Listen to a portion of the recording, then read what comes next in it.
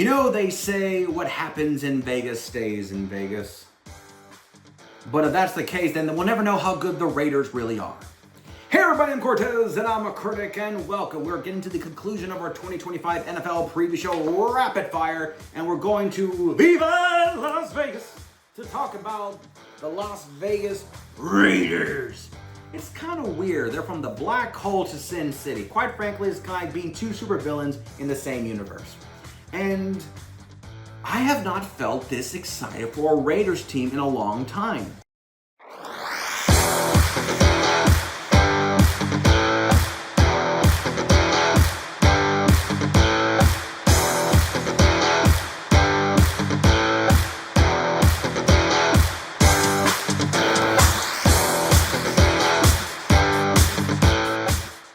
Even when the Raiders had that one playoff appearance with Derek Carr, I wasn't like, yay, for next year. I was kind of like, huh. But this year, Ashton Genty from Boise State, Brock Bowers, Geno Smith, Max Crosby. I don't know, the Raiders just make me feel excited. Could they make some noise? I feel like the Raiders is the amateur boxer that's sparring with a champion, and he's getting a couple of good shots in there to the point where it's like, okay, he may not win the match, but he is not showcasing that I'm lesser than.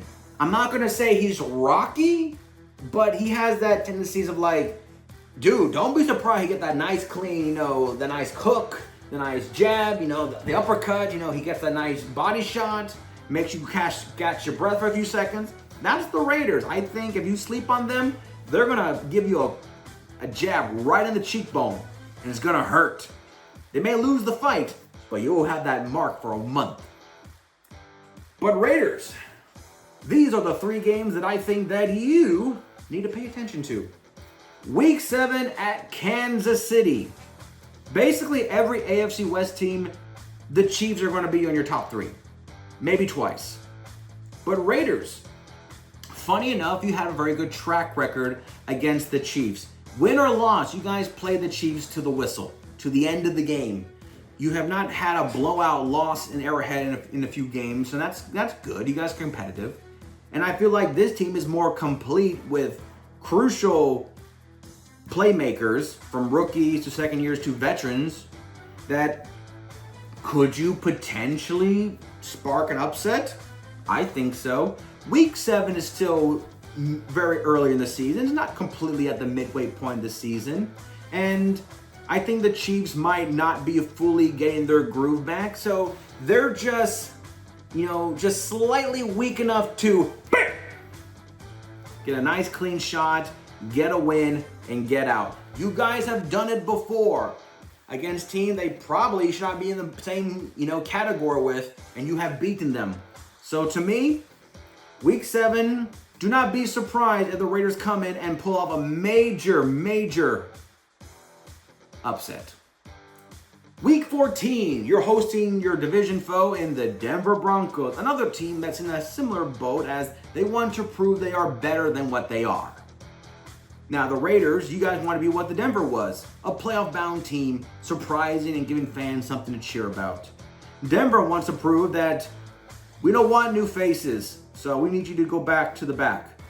So this game has probably more at stake for who can probably compete for the last wild card spot at the end of the year. So week 14, hosting Denver, division foe, could be fighting for a wild card spot.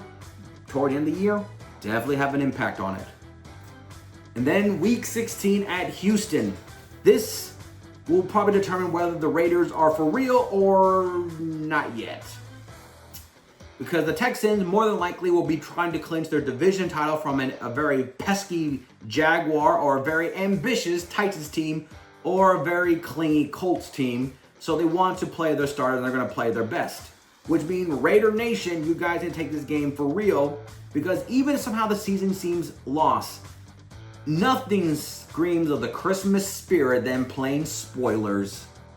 But if you guys are still competitive toward the end of the month, then this game, for tiebreaker purposes and potential playoff implications with conference percentage of victory, you gotta beat the Texans.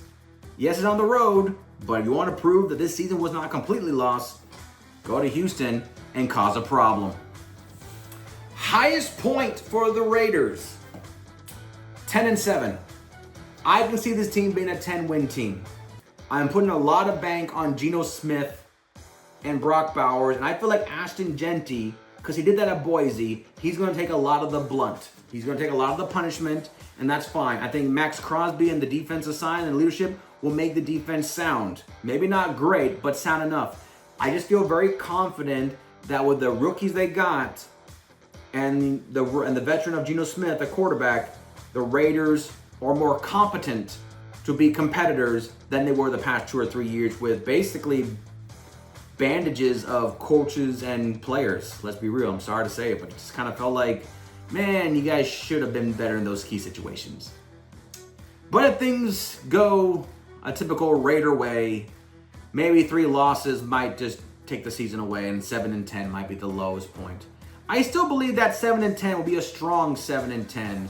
Like you lose by a field goal in the last minute or something like that. Like I feel like that's what's going to be the factor for the Raiders. Just 3 key losses at the worst time and not blowout losses to a superior team. I feel like everyone will be competitive to the end. My MVP candidate, I am banking on Ashton Jeanty. Yes, I'm putting this on the running back rookie from Boise State.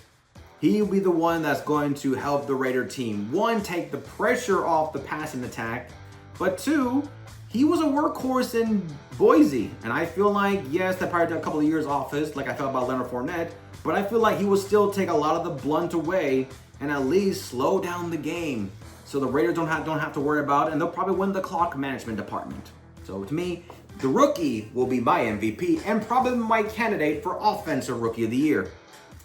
Verdict, you guys will just miss the playoffs, I say. You'll be 8-9 and just miss it by a game and a half, maybe 2. I feel like that's your future. You will just miss it, and boy, next year's gonna be much better, but yeah, you'll just miss it this year. But at least you'll give the Raider Nation something to cheer about in December and not to worry about just thinking about New Year's resolution plans after it. At least you give us something excited to watch, worth watching football. And that is for it for the Raider Nation. We're down to 1 team. We're going to Los Angeles to talk about the Chargers. Yeah, I'm not that excited either, but still. But until next time, I'm Cortez, and I'm a critic. Thank you so very much for watching.